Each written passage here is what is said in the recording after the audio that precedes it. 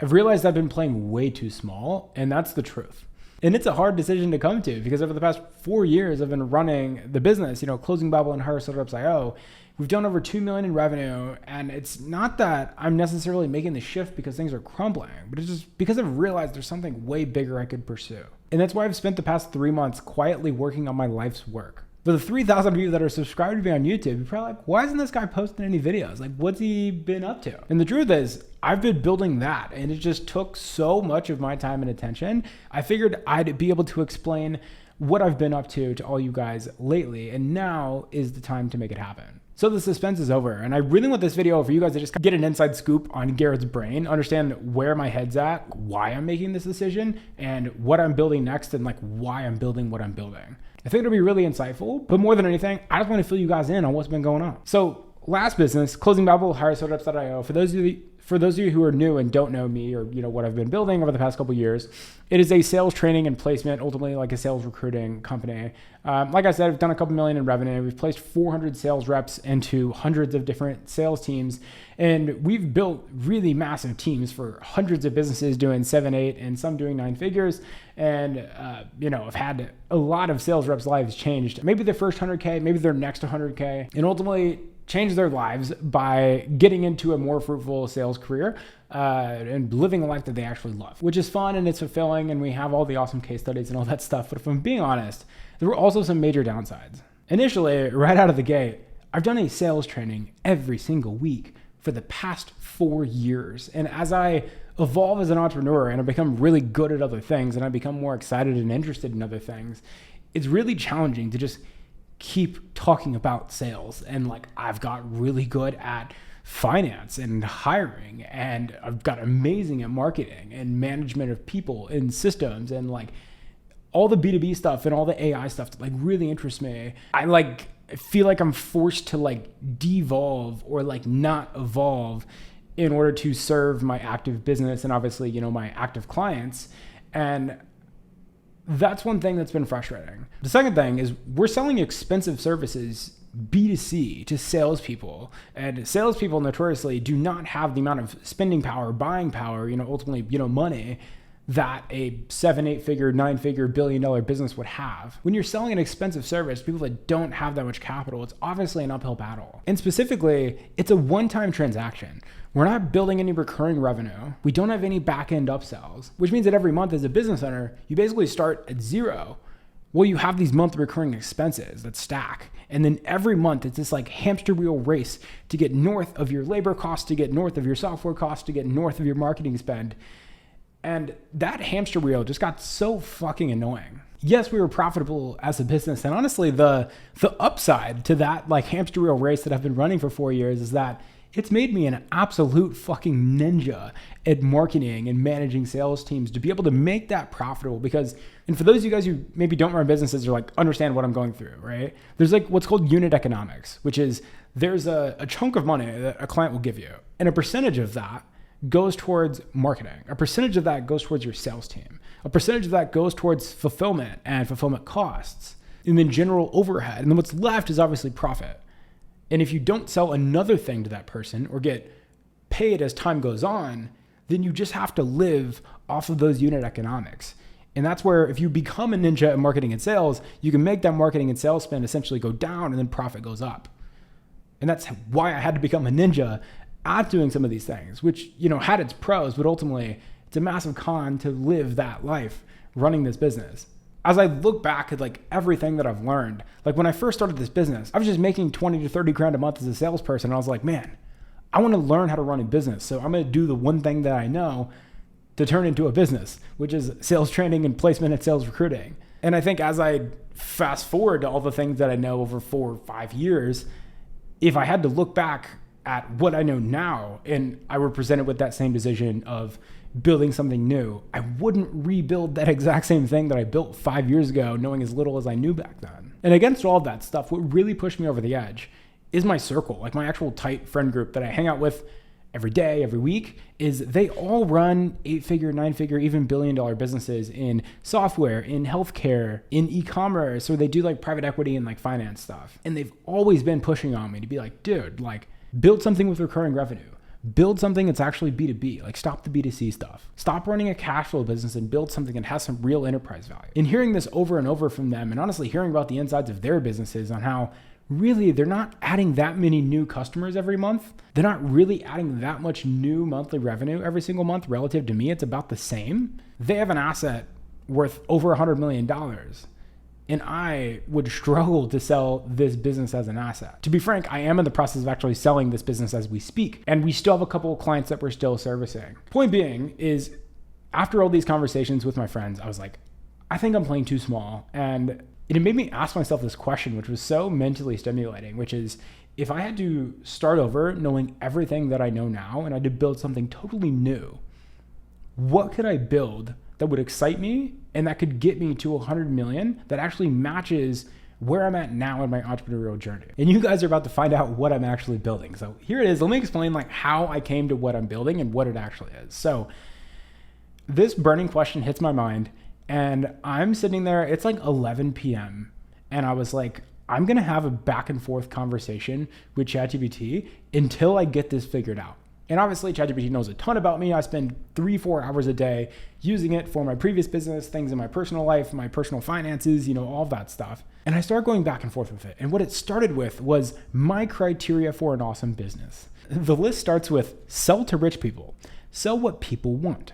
Because to be frank, most sales reps didn't want to buy sales training. They wanted to be placed. And it was an uphill battle to try to sell something that people don't necessarily want to buy, even though they technically need it. We sell something recurring and also relatively high ticket. Sell something that can be bought by big businesses, not just people in kind of the info and agency world. I love the whole info and agency world, but it's like a tier 1 business to start. And it's like your first business to run because it's a cash flow business. It's a service-based business. It's pretty easy to run. But like, what I view as like, it's just a stepping stone to a bigger and better business that actually builds real enterprise value. And those types of businesses have so much budget to spend because they're making so much money and they're worth so much money. You can just make so much more money as a business serving this avatar, even though our software and the company that I'm building now will absolutely still serve them. It's just to have the potential to serve everyone else too.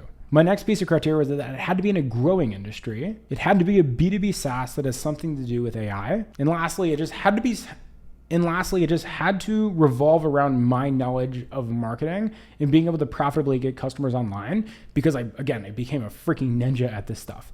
And like, I had been toying with the idea of building a software for like 2 years. And I was like, I'm going to do it. Like, this is what I'm going to do. All of my richest friends all run software companies. And obviously a crazy amount of criteria, but knowing everything I didn't like about my last business and knowing what was kind of the criteria and makeup of a great business, those were my bullet points. And I went back and forth with ChatGPT, back and forth. They would give me like 20 ideas and I was like, I hate 18 of these ideas. I kind of like these 2. Give me some more stuff. Give me a couple more. And eventually we landed on something that was so phenomenal. And like, businesses that I absolutely love are Hyros and I love Plecto. These are 2 businesses that I love. And I was like, I think what I want to build is somewhere in there. I just don't know exactly what it's going to be. And ChatGPT helped me kind of pinpoint what that actual thing is. And I'll reveal what the business is and what this B2B software actually does. But let me tell you why I'm so convicted that this is actually going to be a $100 million company.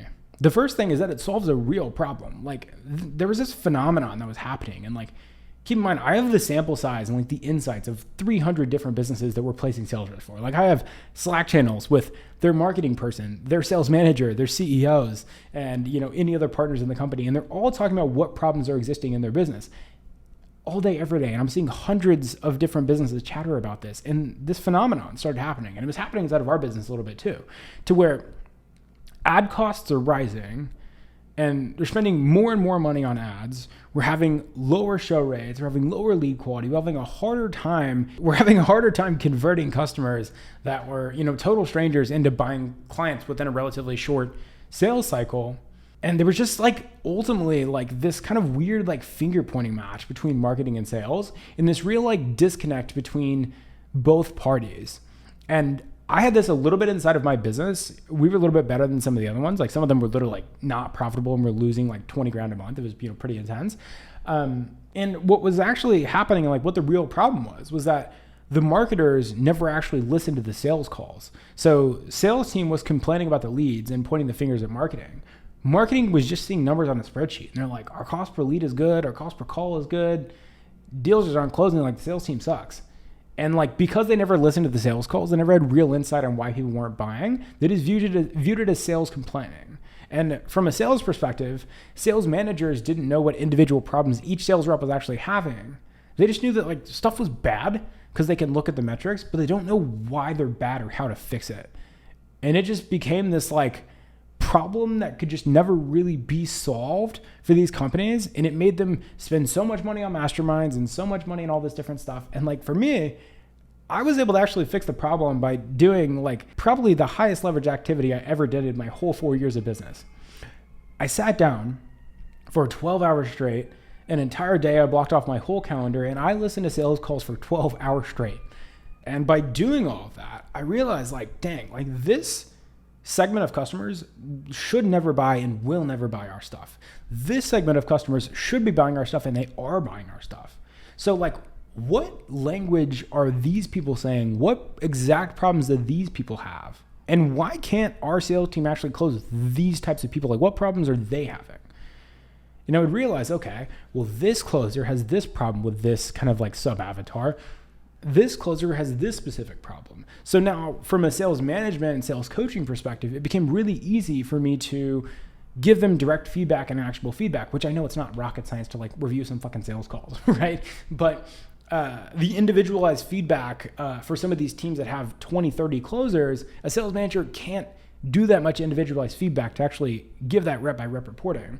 And then on the other side of things, the marketing, we had our most profitable campaign ever by me taking the language of these prospects, putting it into different ads, different emails all over our funnels in the VSLs, and then launching this as a new campaign.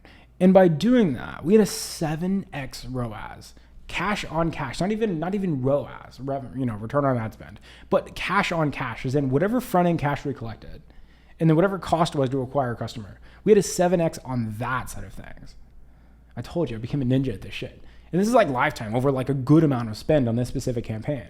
And it was like one of the biggest breakthroughs we ever had. And I was like, I don't think that this activity should be me pissed off doing this once a quarter, doing like 20 hours of sales call review within the span of 2 days. If this is this impactful, this should probably be something that's happening on a more recurring basis. But the fact of the matter is, like 1% of sales calls actually get reviewed. Sales managers are just too fucking busy to do all this. And marketers never want to listen to sales calls. That's why they hire sales managers to do it.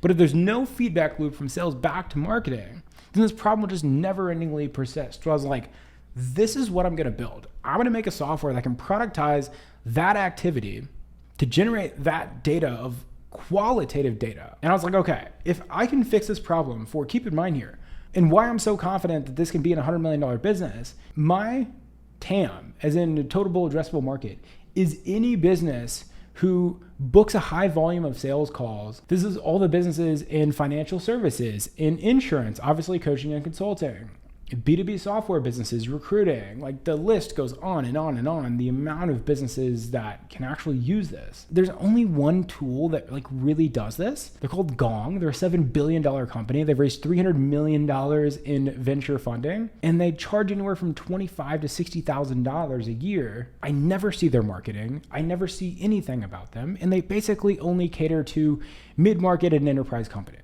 So here's what it is and here's what I'm building. It's called Conversion IQ, and it solves all the problems that I just mentioned. It will save you time on call review. It will increase your close rates. It will decrease your cost per acquisition. It will increase your lead quality. It will just make your marketing and sales more efficient by not having to do an insane amount of manual labor to figure out these problems. We basically just integrate with whatever call recording software you use. We have our software read all the sales call transcript to extract all that data. So instead of you having a caffeine infused, stressed out, pissed off 20 hours worth of call review, you can just log into Conversion IQ, see what's going on, see what the problem is, and then know exactly what actions to take to go fix the problem.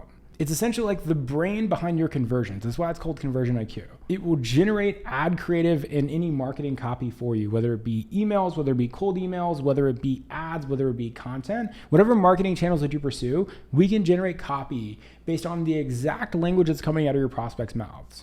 And then on the sales side of things, for my sales managers and people managing sales teams, you can get individualized feedback on what, and this is for anyone using the software, the top objections, the top pain points, the top buying reasons, the top goals and aspirations of the prospects as a conglomerate company, and then also individually per sales rep. So you know what percentage of deals aren't closing based on the highest frequency of objection that is occurring, and how much money that's costing you every single month based upon your deal size and your call volume. It's going to absolutely revolutionize the way that companies run and exist and function.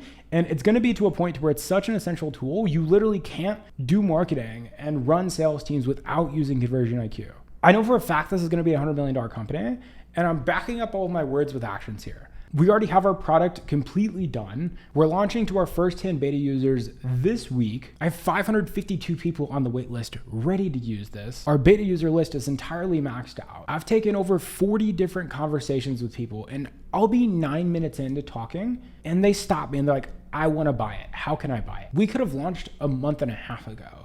I just know that our product needs to be amazing for me to build what I want to build and sell this product to who I want to sell this product to. My CTO is one of the most talented technical people that I've ever encountered in my entire life. We've had a developer and him building the product over the past 2 months, 3 months now. We have such insane product market fit. Everyone loves the product. And I've never been more fired up in my whole entrepreneurial career ever since I dropped out of college 6 years ago to actually bring this to life and build this in front of you guys. So long story short, that's where I've been. That's what I've been up to. That's what's going through my head right now. That's what I'm focused on next. So for those of you guys watching, whether you are a fan, whether you guys are going to be a potential customer, whether you're going to be a future employee, whether you're going to be a partner, whether you're going to be an investor, whether you want to be an affiliate to affiliate this for me, or you're just someone watching on the sidelines, I'm so excited for you guys to watch me build history here and build an amazing company in front of you guys. And for you guys to just see my evolution as an entrepreneur. So my content is going to be changing. I'm going to be making way more B2B content about marketing, sales, hiring, everything about what I actually know that I've been dying to talk about for years. I'm actually going to start talking about, and how you guys can use Conversion IQ to grow your businesses. So if that interests you, subscribe to the channel. If you want to talk about how to be a high ticket closer, unsubscribe from me. I don't think this is for you, but I think a lot of you guys are going to evolve throughout your career and want to move from sales into business ownership and stuff like that. And I'm excited for you guys to be along here on the ride.